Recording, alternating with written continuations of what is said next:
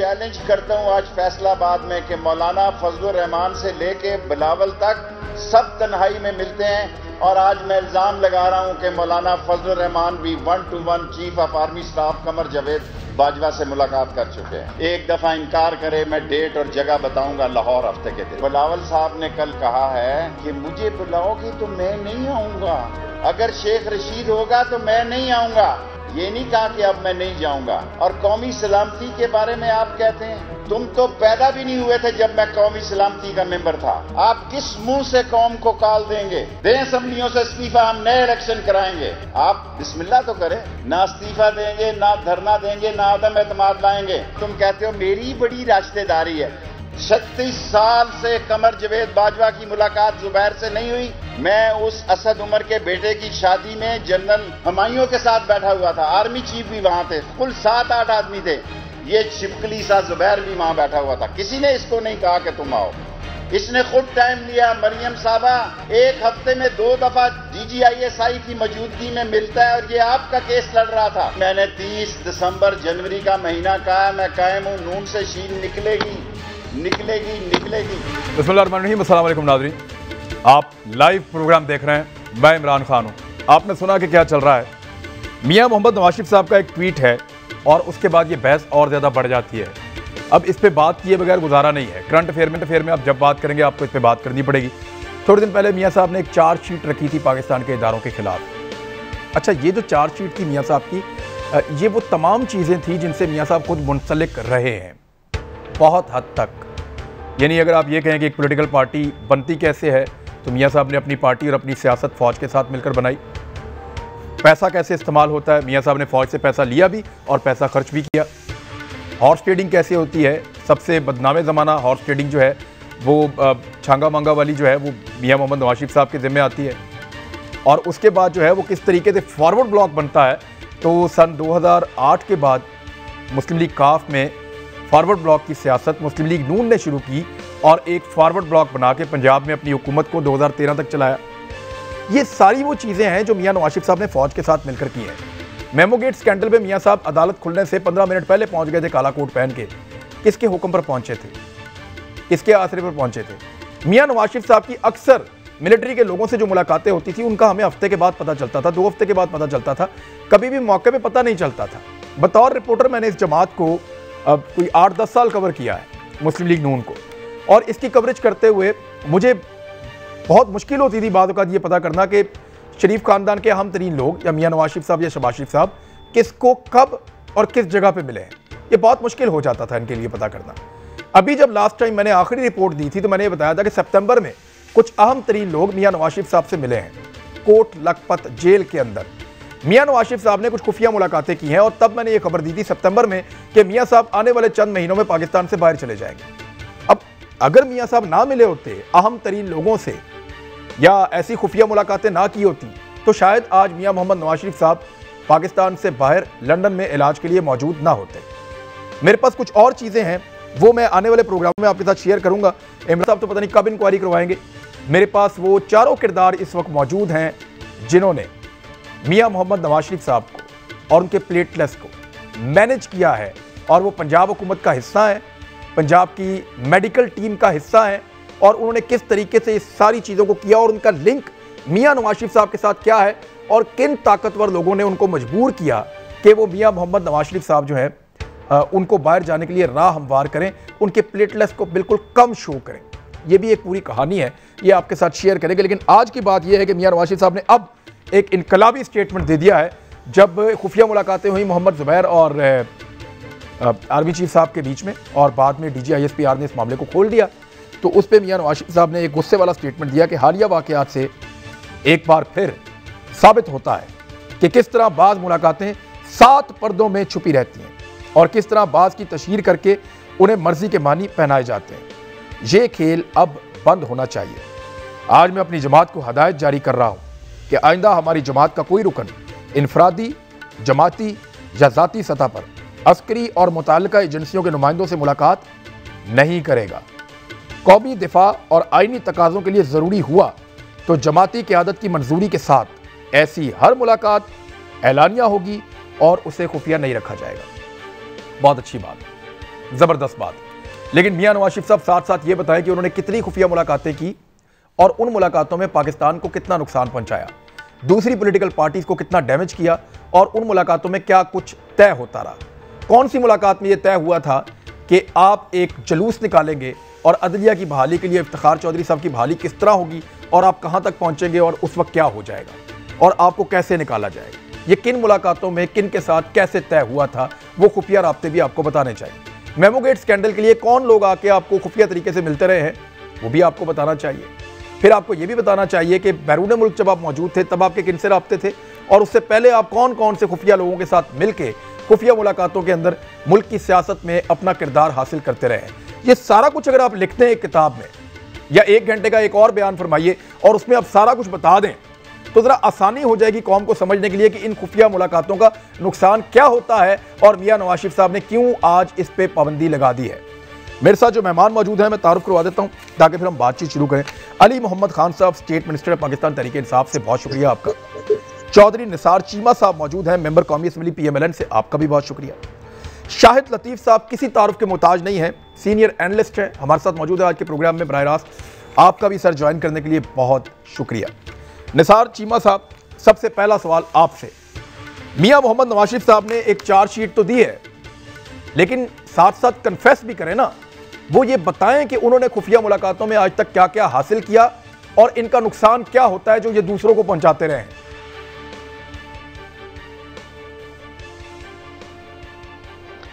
जनाब इमरान खान साहब, मुझे तो तवक्को ये थी कि एक गैर जानबदार एंकर की तरह आप ये काम नहीं करेंगे कि लंबे चौड़े इल्ज़ामात लगाकर वकील इस्तगासा का रोल भी आप प्ले कर रहे हैं और मुंसिफ भी आप खुद बने हुए हैं। मैं गैर जानबदार साथ साथ वो मैं गैर जानबदार नहीं हूं सर, गैर जानबदार नहीं हूं सर, लगा रहे हैं और फैसले भी सुना रहे हैं। नहीं सर, मैं गैर जानबदार नहीं हूं सर। देखें आप, देखें मेरी गुजारिश सुने, आप ये गलतफहमी दूर कीजिए कि मैं गैर जानबदार हूं। एंकर हैं आप, जज तो ना बने, बेबुनियाद इल्जामात भी लगा रहे हैं और मुंसिफ भी बने हुए हैं। देखिए गुजारिश ये है, मुलाकात नहीं हुई नवाज शरीफ साहब की खुफिया। और दूसरी बात ये है कि मैं ये आप रिकॉर्ड की इमरान खान साहब मेरी गुजारिश सुन ले, रिकॉर्ड की दुरुस्तगी के लिए ये भी मैं गुजारिश कर दूं। आपने फरमाया है कि 2008 में काफ लीग में कोई फॉरवर्ड ब्लॉक बनाकर मुस्लिम लीग नून जो है 13 तक हुकूमत करती रही पंजाब में। ये मुझे बता दें कि कौन सा फॉरवर्ड ब्लॉक। मैं बताता हूं सर, पूछा आपने, सुन ले सर, मैं बताता हूं। ये आपको किसने बता दिया? सर मैं बता रहा हूं, सर मैं बता रहा हूं, सर मैं आपको बता रहा हूं, सर मैं आपको बता रहा हूं, आपने मेरे से पूछा, बताइए। 2008 में जब आप लोगों ने मुशर्रफ साहब से हलफ लिया, PMLN ने और पीपल्स पार्टी ने मिलकर, तो उसके कुछ अरसे के बाद अदलिया को लेकर आपके पीपल्स पार्टी के साथ हालात खराब होना शुरू हो गए। तब PMLN ने डिसाइड किया कि हमें पीपल्स पार्टी से जान छुड़ानी पड़ेगी।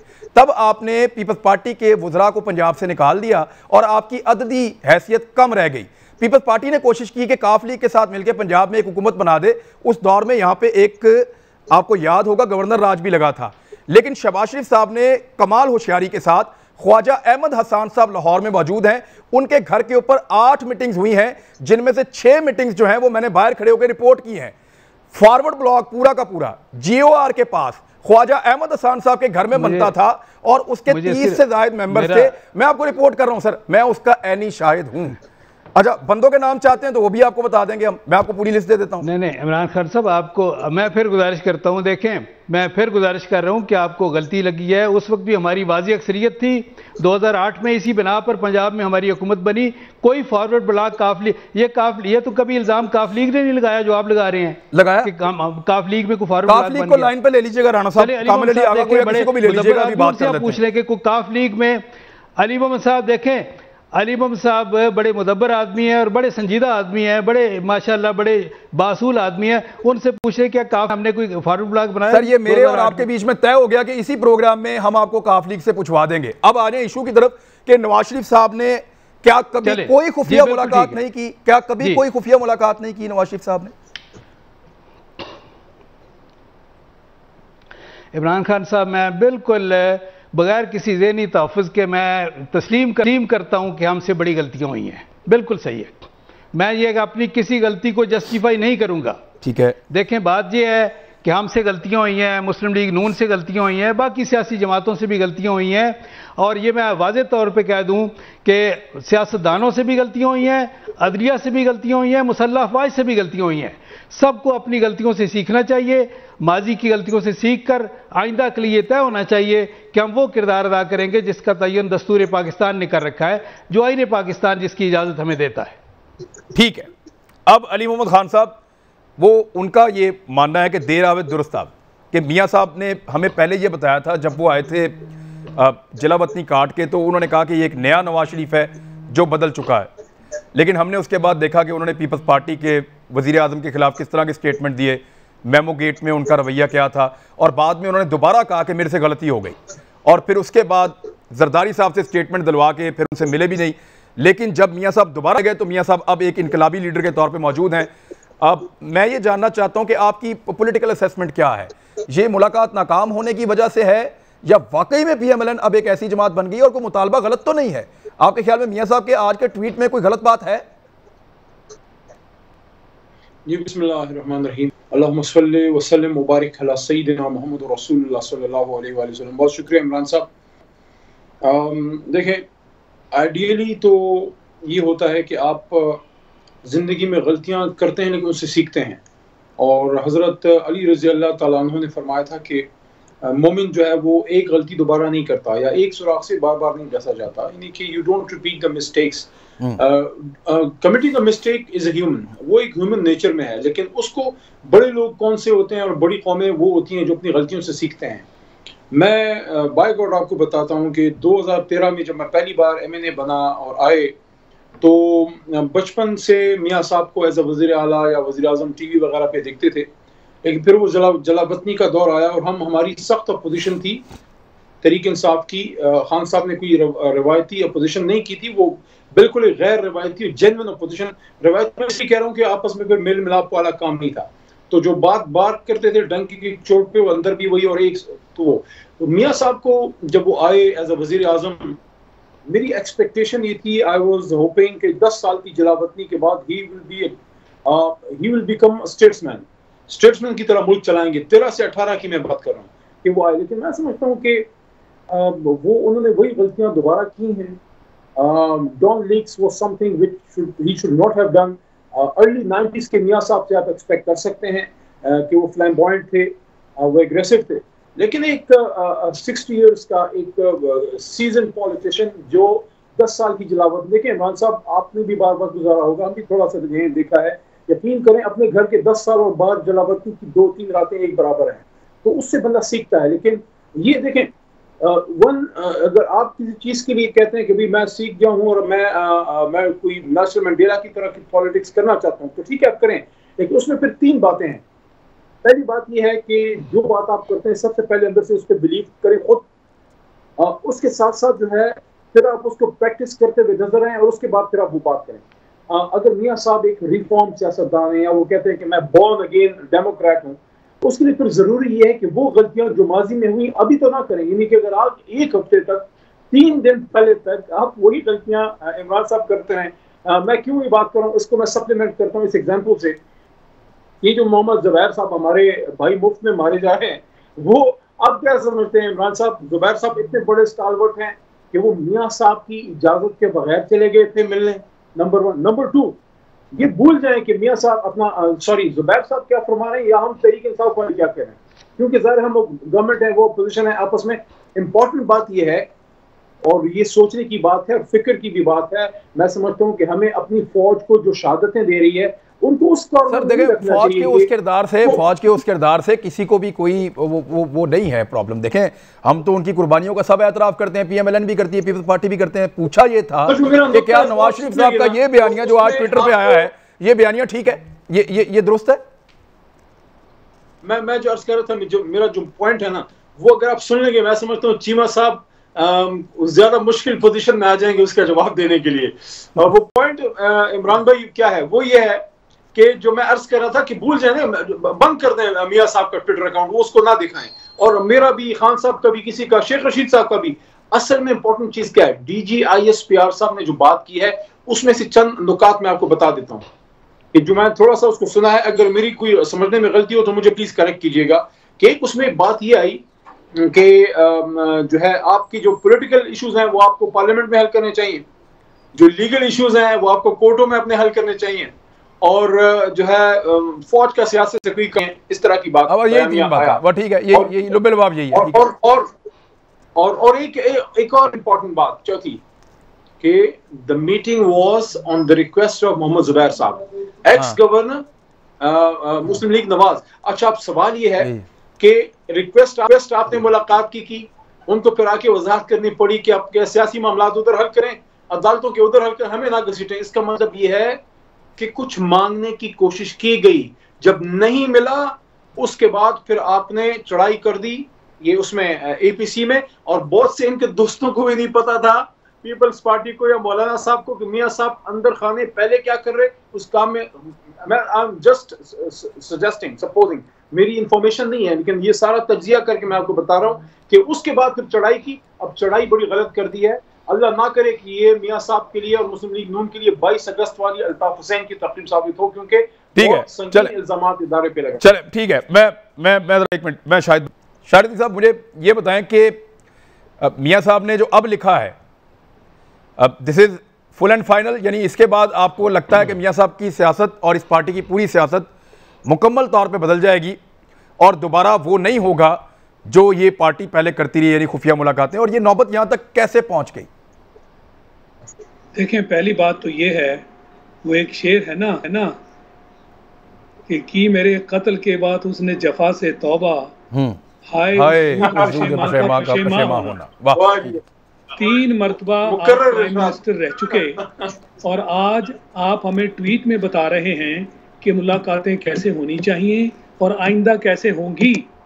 तो ये जो आपने कौम के साथ 3 मरतबा प्राइम मिनिस्टर रह के इतना बड़ा ओहदा संभाले रखा, आपको नहीं पता था कि मुलाकातें कैसे होती हैं और कैसे होनी चाहिए? और जहाँ तक मुलाकात का ताल्लुक़ है, जब ऐन खुलेआम सब के सामने ये बात आ गई, तो ज़ुबैर साहब फरमाते हैं कि जी मुलाकात तो नॉर्मल चीज़ है, पुरानी दोस्ती है, 40 साल पुरानी दोस्ती है। फिर ISPR जो है, DG ISPR, उनको बताना पड़ा कि आपने ख़ासकर दरख्वास्त की थी, ये कोई दोस्ती यारी वाली मुलाकात नहीं है। और ये भी बता दिया कि उस मुलाकात में आपने क्या डिस्कस किया। 2 ही लोग थे जिनकी डिस्कशन हुई, वो थे मियां साहब और उनकी दुख्तर, उनके बारे में, यानी बड़ी क्लियर बात हुई, ये नहीं था। और उन्होंने ज़ुबैर साहब फरमाते हैं, मैं तो जी मईशत डिस्कस करने गया था। आपका मईशत से पहली बात क्या ताल्लुक़ है, और आर्मी चीफ का मईशत के साथ क्या लेना देना है जो आप ख़ास मईशत की जिक्र करने गए? असल बात ये ट्वीट में बताने वाली थी कि झूठ वो बोलो जो लोगों को बेवकूफ़ बनाए बगैर आप समझें कि हाँ जी ये सच समझा जाएगा।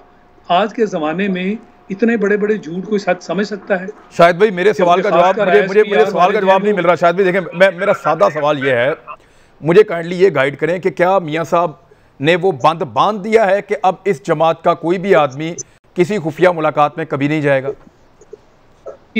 ऐसा आज तक तो हुआ नहीं, और ना मैं समझता हूँ ऐसा होगा।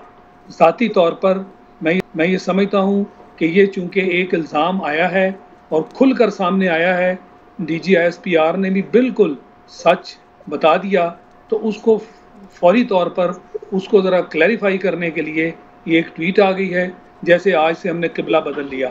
ना ये किबले बदले हैं और ना ये आंदा बदलने जा रहे हैं।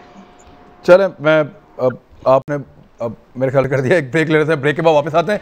अब कोशिश करते हैं मुस्लिम लीग काफ से पूछते हैं कि फॉरवर्ड ब्लॉक बना था या नहीं, ब्रेक के बाद।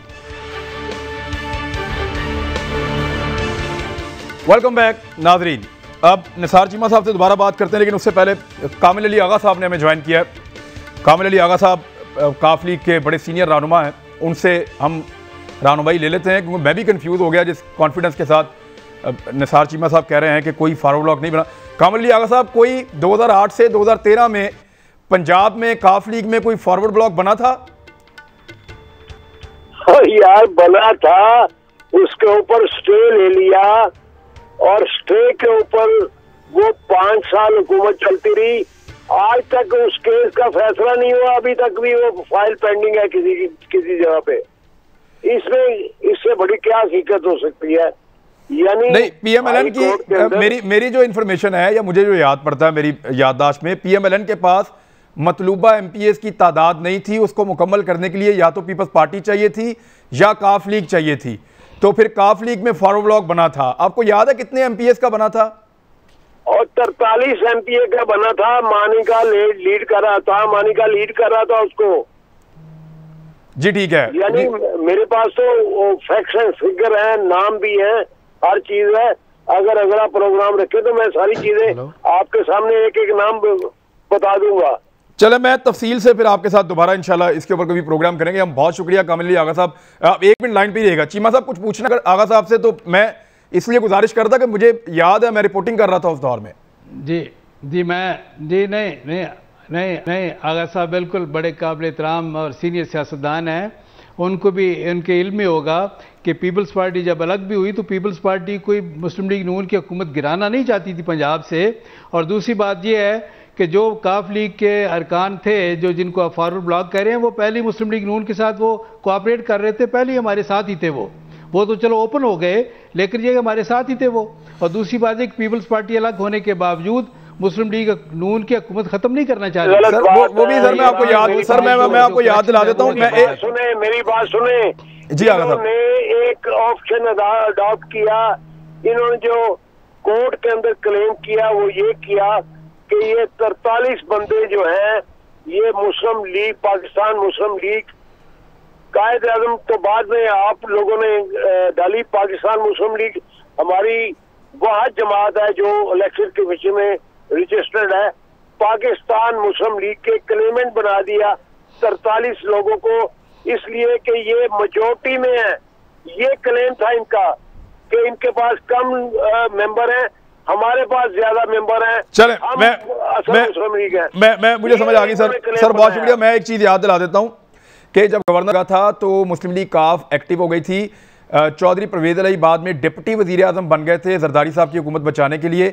और चौधरी परवेज अली साहब ने 5 साल बहुत कोशिश की थी कि उनके फॉरवर्ड ब्लॉक के मेंबर उनको वापस मिल जाएं, ताकि वो पीपल्स पार्टी के साथ मिलकर पंजाब में भी हुकूमत तब्दील करके पीपल्स पार्टी और काफ लीग की पंजाब में हुकूमत बना दें। निसार चीमा साहब, ये एक्चुअली सिचुएशन थी उस वक्त। कुछ कहना चाहें तो बोलें, फिर मैं अली मोहम्मद खान साहब के पास जाऊँ। जी वैसे इमरान खान साहब, मैं सिर्फ एक गुजारिश काफ लीग के 2008 में 79 मेंबर्स थे टोटल, जिसमें से 43 ने फैसला किया। बिल्कुल 43 जो फॉरवर्ड ब्लॉक तो नहीं है, वो तो मेजॉरिटी थी जिन्होंने फैसला किया कि हम मुस्लिम लीग नून का हुकूमत का साथ देंगे। सो ये कि काफ लीग की गालिब अक्सरियत जो थी वो हमारे साथ थी, वो मुस्लिम लीग ही थे, पहले भी मुस्लिम लीग ही थे और वो अपनी जमात के साथ रहे, मुस्लिम लीग नून के साथ रहे। सो फॉरवर्ड ब्लॉक तो वो होता है जो एक छोटा ग्रुप हो, वो तो गालिब अक्सरियत में थे। 79 में से 43 जो है वो हमारे साथ आ गए जी। अच्छा अली मोहम्मद खान साहब, अब ऐसा महसूस हो रहा है कि आने वाले वक्त में पीएमएलएन वर्सेस इदारे जो है वो ये मामला इस तरफ चला जाएगा। जिस तरह का स्टेटमेंट कल आईएसपीआर से आया, फिर मियाँ साहब की खफगी उसके ऊपर, फिर जो मोहम्मद जुबैर साहब ने जाके बताया वो एक अलग चीज़ है। और बज़ाहिर ऐसा लगता है कि शहबाज शरीफ साहब और बाकी लोग जो हैं वो मियाँ साहब को सही बात नहीं बता रहे थे और वो नहीं बता रहे थे कि हम बंद गली में आके फंस गए हैं। मोहम्मद जुबैर साहब ने जो बात बताई, उसके बाद मियाँ साहब की तकरीर और उसके बाद उनका ये ट्वीट, आप क्या नतीजा निकालते हैं कि इदारों और पॉलिटिकल पार्टीज का टकराव ये किस समत लेकर जाएगा और इसे अवॉइड कैसे किया जा सकता है? देखिए इमरान साहब, मैं ऑनेस्ट ओपिनियन आपको ये दूंगा कि पहली बात तो ये है कि ये जो एक चाय की प्याली में एक उबाल है ये गुजर जाएगा। और दूसरी बात ये है कि ये कोई बहुत बड़ा डैमेज इदारों को या मौजूदा सिस्टम को ये नहीं पहुंचा सकेगा, लेकिन इसको अवॉइड किया जाता तो बेहतर था। क्योंकि सबसे जो बुरा आपको कर सकते हैं ना किसी मुल्क में, कि वो लोग जो आपके लिए शहादतें दे रहे हैं उनको आप कंट्रोवर्शियल बना दें या उनको उनके इदारे को आप हर शाम बैठ कर डिस्कस करें। आपका इसमें कसूर नहीं है इमरान साहब, आप एक जर्नलिस्ट हैं। जो पॉलिटिकल सीन पे दिन को होगा, शाम को आपने आमिर मीर साहब ने और काशिफ अब्बासी साहब ने आप सब लोगों ने उसको डिस्कस करना है। आपका कसूर मैं नहीं कह रहा कि आप उसको ना करें, हम लोग बिहेव करें ताकि इदारे देखें। हमेशा जो है ये चीजें बड़े तरीके से डिस्कस, कोई बात भी करनी होती थी एक इशारे से बात होती थी, ये इस तरह से हर शाम ओपन। अच्छा दूसरा देखें, एक चीज होती है ना किसी काम के लिए बनी होती है। फॉर एग्जांपल एक जीप है, jeep is suppose to be off roading, अब उससे आप कार का काम नहीं ले सकते। तो इसी तरह हर एक सियासतदान की अपनी एक इनबिल्ट कैपेबिलिटीज होती हैं, उसकी जमात की अपना एक इनबिल्ट मैकेनिज्म होता है। जो मुस्लिम लीग का ट्रेडिशनल एक मैकेनिज्म रहा है, मियां साहब ने खास कर किया ना कि मुस्लिम लीग मुल्क की जमात थी, लेकिन मियां साहब ने इसको प्रीडोमिनेंटली अपर पंजाब या मिडिल पंजाब का या वस्ती पंजाब का एक जमात बनाई और फिर वो हुकूमत बनाते रहे। देखें, पहली बात तो ये है कि आज इतनी शहादतों देने के बाद और अमन लाने के बाद पाक फौज जो है, हर कोई वैसी मोहब्बत करता था, लेकिन इस वक्त आप उनके खिलाफ की बात करें भी तो अवाम सुनने के लिए तैयार नहीं है।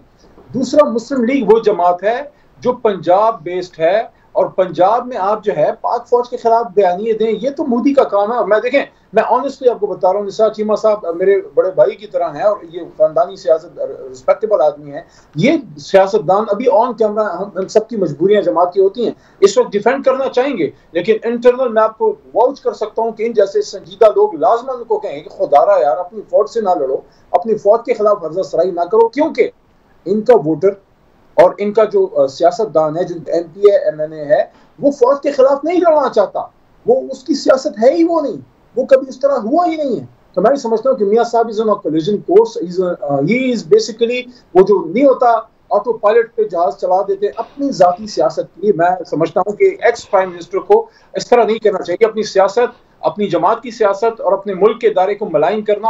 I think this not the order of the day.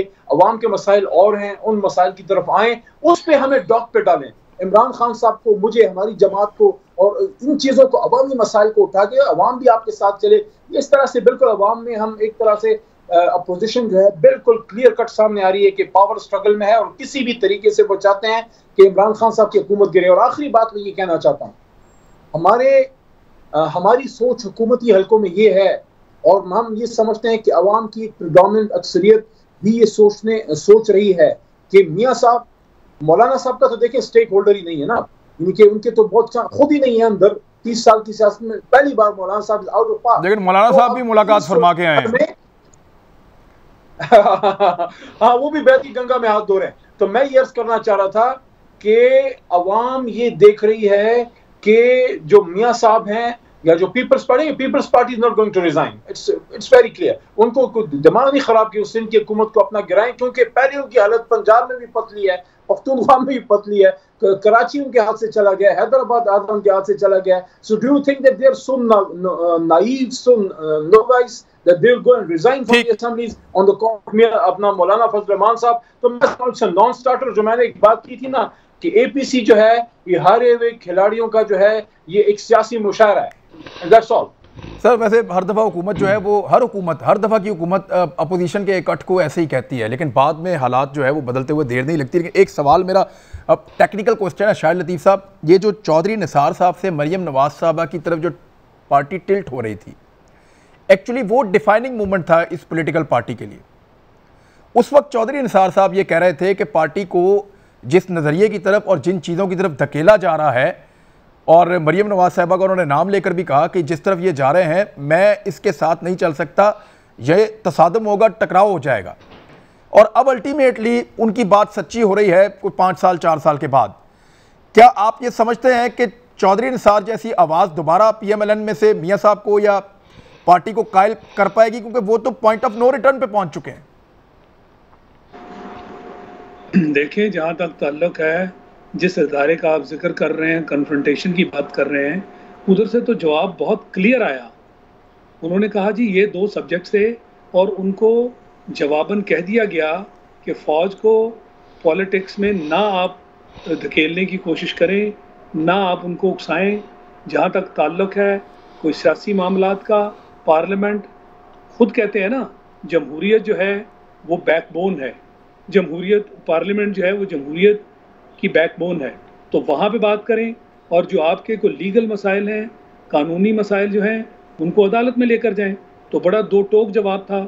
सवाल भी बड़े 2 टोक किस्म के थे कि ये 2, अगर देखें ना, ये दोनों जो मामलात थे वो इसलिए थे कि आगे पीछे मामले जो थे वो अदालतों में सुने जा रहे थे। तो इसी दौरान एक हफ्ते एक मुलाकात, उससे अगले हफ्ते दूसरी मुलाकात। तो इसमें तो कोई ज़्यादा हमें सोचने की ज़रूरत नहीं है कि मुलाकात का मकसद क्या था, और बिल्कुल जवाब वही आया। तो मैं ये समझता हूँ कि किसी किस्म कि टकराव वाली जो सिचुएशन है वो कम से कम अदारे की तरफ से उसमें कोई स्कोप नहीं छोड़ा जा रहा। सर, 1 सितंबर को आपने अच्छी बात याद दिलाई कि 1 सितंबर को मियां साहब के सारे केस इकट्ठे करके लगा दिए गए थे। सारे केस इकट्ठे थे, तो यही पैनिक थी ना, जिसकी वजह से फौरन मुलाकात भी अरेंज की गई, 2 मुलाकातें, और कोई ना कोई रिलीफ के पॉइंट ऑफ व्यू से अप्रोच किया गया। तो उन्होंने कह दिया कि ये हमारा काम नहीं है। तो इसलिए मैं नहीं समझता कि कोई किसी किस्म के टकराव का स्कोप इसमें है, कोई कंफ्यूजन नहीं छोड़ी गई। अब उसके बावजूद अगर ये टकराव की सूरत हाल पैदा करते हैं तो ये जैसे माजी में किस्से होते रहे, इसका मतलब है फिर हमने कुछ सीखा तो नहीं। ठीक है, चले मैं आपको कोई रिस्पॉन्ड करना हम चीमा साहब से ब्रेक के बाद पूछ लेते हैं। ब्रेक ले वापस आते हैं। वेलकम बैक नाज़रीन। अच्छा चीमा साहब, एक तो आप रिस्पॉन्ड करना चाहें तो आप ज़रूर करें। दूसरा मैं ये जानना चाहता हूं कि सारे जो इश्यूज़ हैं, जो गवर्नेंस के मामलात हैं वो पीछे रह गए, जो हुकूमत की नाअहली के मामलात हैं वो पीछे रह गए, जो आपके केसेस हैं, जो उनके कानूनी मामलात हैं वो पीछे रह गए। ये एक नई बहस शुरू हो गई है। तो ये इसको फिर क्या समझा जाए सर? इसका फ़ायदा किसको होगा? इमरान खान साहब, मेरी पहली गुजारिश ये है कि आप मेरे साथ वो नैब वाला सलूक ना करें। मुझे उतना टाइम ज़रूर दें जितना आप बाकी हमारे जो ऑनरेबल पार्टिसिपेंट हैं उनको आप दे रहे हैं। प्लीज़ सर बात कीजिए। गुजारिश ये है कि देखे हमारे बड़े काबिल एहतराम भाई हैं, दोस्त हैं अली मोहम्मद खान साहब, और वो बड़ी एक नोबल फैमिली से उनका ताल्लुक़ है। उनकी ज़ुबान से वो अल्फाज मुझे अच्छे नहीं लगते, ना ही जचते हैं। जो शेख रशीद साहब कहें या फैसल बाबडा साहब कहें तो वो जो है कोई किसी को एतराज़ नहीं होता, लेकिन अली मोहम्मद खान साहब की ज़ुबान से अल्ताफ़ हुसैन को अगर वो और नवाज शरीफ में मुवासलत वो तलाश करें तो बहुत अफसोसनाक है। अल्ताफ़ हुसैन वो जो पाकिस्तान मुर्दाबाद के नारे लगवाता रहा, जिसने हिंदुस्तान जाकर कहा कि पाकिस्तान का क़याम बर-ए-सग़ीर की तकसीम इंसानी तारीख़ की सबसे बड़ी गलती थी, ब्लंडर था। उसको आप उस शख्स से मिला रहे हैं जो इस वतन का, मुल्क का मोहसिन है, जिसने मुल्क के दिफा को नाकाबिले तस्खीर बनाया, इस मुल्क को एटमी ताकत बनाया। बाकी बातें छोड़ दे, मोटरवेज के जाल बिछा दिए, बिजली की लोड शेडिंग ख़त्म की, डेवलपमेंट के जितने मेगा प्रोजेक्ट उसको छोड़ दे, लेकिन क्या इस वतन के दिफा को नाकाबिले तस्खीर उसने नहीं बनाया, इस मुल्क को एटमी ताकत बनाकर? देखें, बात यह है कि दूसरी बात कि मुझे यकीन है कि इदारों को बदनाम करने के हवाले से अली मोहम्मद खान साहब को उस वक्त बड़ी तकलीफ हुई होगी, मुझे यकीन है, मैं उनको जानता हूँ। जब इमरान खान साहब ने ईरान जाकर कहा कि ईरान के ख़िलाफ़ पाकिस्तानी सरजमीन दहशतगर्दी के लिए इस्तेमाल होती रही, मुझे यकीन है कि अली मोहम्मद खान साहब को उस वक्त बड़ी तकलीफ हुई होगी जब इमरान खान साहब ने कहा कि अलकायदा के दहशतगर्दों को ISI ने ट्रेनिंग दी। किस कदर यह है कि गलत बेबुनियाद इल्ज़ाम था अपने कौमी इदारों के ख़िलाफ़। ये पता नहीं इमरान खान साहब को वो समझा सके या नहीं, लेकिन उनको तकलीफ ज़रूर होगी। बड़े मुहिब वतन आदमी है, मैं जानता हूँ। दूसरी बात जो है वो ये है कि देखें, इस मुल्क में जब भी चंद लोगों ने, मैं इत्फाक करता हूँ कि इदारों का नाम नहीं लेना चाहिए, इदारों का कसूर नहीं होता। इदारा जो है, मैं कई बार गुजारिश कर चुका हूँ कि 2 इदारे पार्लियामेंट के अलावा अदलिया और मुसल्लह अफवाज, वो 2 इदारे हैं जो मोहतरम भी हैं, मुकद्दस भी हैं। लेकिन फ़ौज का मामला जो है वो और है। सिर्फ ये है कि मुकद्दस और मोहतरम नहीं, वो महबूब इदारा है इस कौम का। कौम इससे मोहब्बत करती है। जो ये है कि जो शहादतें दे रहे हैं दहशत गर्दी के खिलाफ, जिन्होंने शहादतें दी, जो हमारी जुग्राफी सरहदों के मुहाफ़िज़ हैं, कौम उनसे मोहब्बत करती है। लेकिन यह है कि ये जो चंद लोग मुसल्लह अफवाज को सियासत में घसीटते हैं, वो जो है वो चंद अफराद होते हैं, इदारे से नहीं वो पूछ के आते। जनरल मुशर्रफ को इदारे से पूछ के आया था, जो बॉर्डर्स पे वो जो शहादतें दे रहे हैं, जो अपना फ़र्ज़ इस तरह अदा करे, जानों की कुर्बानी दे रहे हैं, क्या जनरल मुशर्रफ उनसे पूछ के आया था? इदारे का कसूर नहीं होता। चंद अफराद अपने ज़ाती मफादात के लिए आते हैं और ये मुसल्लह अफवाज की न्यूट्रलिटी, उसकी इम्पार्शियलिटी को मुतराज़े बनाने की कोशिश करते हैं। देखें, बात यह है, हर वो शख्स जो इस वतन से मोहब्बत करता है वो फ़ौज से मोहब्बत करता है। सच्ची बात यह है। और यह कि क्योंकि फ़ौज और वतन लाज़िम व मलज़ूम है। और दूसरी बात यह कि उस मोहब्बत का तकाजा ये है कि इसकी इम्पार्शियलिटी को, उसकी न्यूट्रलिटी को, उसकी गैर जानबदारी को मशकूक और मुतराज़े न बनाया जाए। जब ये इंप्रेशन क्रिएट होगा किसी तरह से कि जी ये जो है ये इदारा किसी एक पॉलिटिकल पार्टी के साथ ब्रैकेट हो रहा है या उसको पावर में लाने का सबब बन रहा है, या ये है कि प्री पोल या ये है कि पोस्ट पोल रिगिंग में मुलव्वस हो रहा है, यह है कि जोड़ तोड़ में मुलव्वस हो रहा है, सियासतदानों को इधर से उधर और उधर से इधर करने की कोशिश कर रहा है, तो फिर यह है कि वो इदारा नहीं होता, चंद अफराद होते हैं।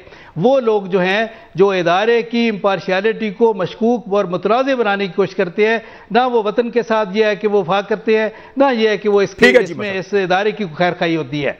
सच्ची बात यह है कि इस मुल्क का और इदारे का मफाद इसमें है कि लोग इसको कौमी इदारे के तौर पर इससे मोहब्बत करते रहें, और ये मोहब्बत का तकाजा यह है कि इसकी गैर जानिबदारी को किसी हाल में भी मुतनाज़ ना बनाया जाए। ठीक है, चीमा साहब की डिटेल में आपने बात सुनी है, सब रिस्पॉन्ड कर दें आप क्विकली। देखिए, इन्होंने तो वो बात की है जो हम कर रहे हैं, जो मैंने भी आज बात की है और हमारी जमात के कुछ और लोग भी मेहरबानी बात फरमा रहे हैं। तो चीमा साहब ने तो हमारी दिल की बात कर दी है, तो ये बात फिर मियाँ साहब को भी कर दें कि कौम जो है वो फौज से बहुत मोहब्बत करती है। और आप जब बैरून मुल्क बैठ के ये गुफ्तगू फरमाते हैं कि हमारा मुकाबला इमरान खान से नहीं उन फलाने वालों से है, तो सब बैरून समझ जाते हैं कि आपका इशारा किस तरफ है। तो ये फिर इस तरह से अगर आप करेंगे तो फिर यहाँ पे सवाल जरूर उठता है कि बैरून मुल्क बैठ के अपने इदारों को इस तरह टारगेट करना वो मुनासिब नहीं होता। तो इसमें दूसरी बात यह है, चीमा साहब ने वज़ीर आज़म इमरान खान साहब की कुछ साबका बातों की तरफ भी इशारा किया। मैं आपको एक बात कहना चाहूँगा कि हर पॉलिटिशियन ने एक जिम्मेदारी का मुजाहरा करना होता है, खान साहब ने भी करना है।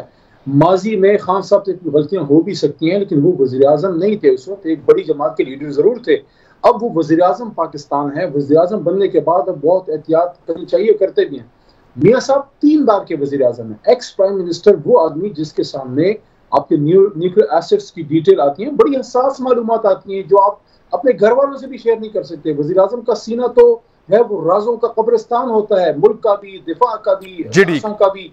तो मैं समझता हूँ कि अपनी सियासत के लिए आप इदारों को बीच में ना लाएं, बाकी हम मौजूद है ना, हम पे कौन, हम पे तीर चलाएं। ठीक है भाई, मैं क्विकली शाहिद भाई आप इसको कंक्लूड कर दें बहस को क्विकली, शाहिद भाई चंद सेकंड है। हाँ जी, मेरा एक कमेंट ये है कि मैं चीमा साहब से ये पूछना चाह रहा था कि बातें तो आप बहुत अच्छी कर रहे हैं, पर ये बता दें कि इसी इदारे को जिसके साथ आप कह रहे हैं कि तनाव और इसके साथ कन्फ्रंटेशन नहीं होनी चाहिए, उसे खलाई मखलूक कौन कहता रहा? ये कोई और लोग थे? हमें बता दें कौन थे, हमें ये भी बता दें, हमें ये भी बता दें कि उससे इस इदारे को क्या खुशी होगी। सर सवाल आपका वैलिड है, लेकिन टकराव नहीं हो। सवाल आपका वैलिड है, बता मेरे पास, मैं ये इशू है, इस पे बात करते रहेंगे इंशाल्लाह, ये जवाब जरूर देंगे। आपका सवाल बहुत वैलिड है। बहुत शुक्रिया, अल्लाह हाफिज, थैंक यू।